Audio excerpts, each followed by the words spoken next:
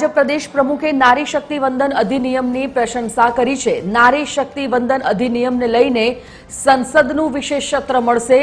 તેમાં કહ્યું, નારી સન્માન અને સ્ત્રી સશક્તિકરણમાં દેશ અગ્રેસર છે। વર્તમાન વિકાસમાં સ્ત્રી સશક્તિકરણનો ફાળો હોવાની વાત જગદીશ વિશ્વકર્માએ કરી છે। તેમણે વધુમાં કહ્યું કે દેશને વિકાસ તરફ લઈ જવા પીએમએ અનેક પગલાં ભર્યા છે।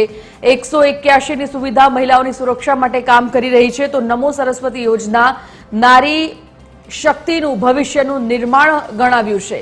વધુમાં તેમણે કહ્યું કે નારી વંદના અધિનિયમ દેશને ટોચ સુધી લઈ જશે।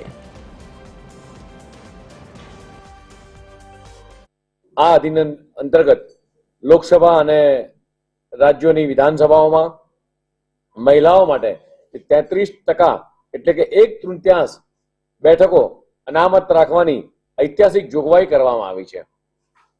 આ માત્ર એક આંકડાકીય અનામત નથી, પરંતુ મહિલાઓને લોકસભા વિધાનસભાઓની અંદર યોગ્ય પ્રતિનિધિત્વ મળી રહે, તેમણે રાષ્ટ્રીય નીતિ નિર્ધારણમાં સીધી અને સક્રિય ભાગીદારી આપવાનો એક મજબૂત પાયો કેન્દ્ર સરકારે મિત્રોને આપ્યો છે।